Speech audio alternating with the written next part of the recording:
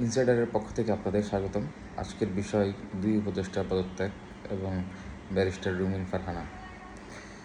বিএনপির প্রাক্তন মেয়র জনাব ইশরাক, তার দল আন্দোলন করছে তাকে যেন দ্বিতীয় আবার ক্ষমতায় আনা হয় এবং মেয়র পদে নির্বাচিত করা হয়।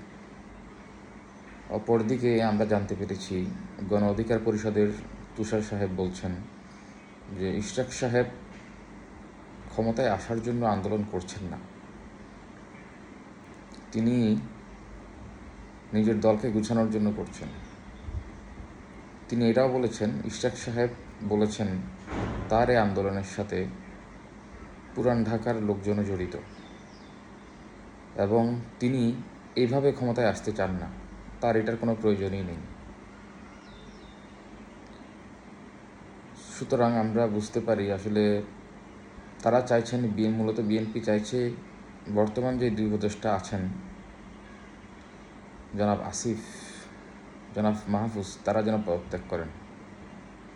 এই বিষয়ে আসলে একটু গভীরে গেলে আমরা দেখতে পাই ব্যারিস্টার রুমিন ফারহানা বলছেন যে যেই ঘটনাটা ডক্টর ইউনূস ঘটিয়েছেন, পদত্যাগ করার কথা বলেছেন, পদত্যাগ করেননি, এটা আসলে অনেক গভীরের বিষয়।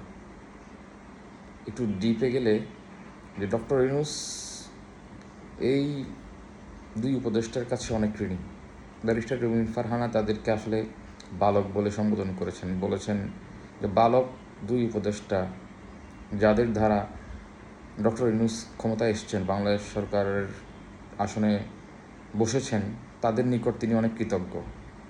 তাই সবসময় তাদের কথা মাথায় রেখেই তিনি কাজ করেন, চিন্তাভাবনা করেন, কথা বলেন এবং তাদেরকে তিনি কোনোভাবেই ঘাটাতে চান না। সুতরাং ডক্টর ইউনূস যে কাজগুলি করছেন বা বলছেন, এটা আসলে শিশুসুলভ আচরণ। একজন দেশের সরকার প্রধান এই ধরনের শিশুসুলভ আচরণ করতে পারেন না।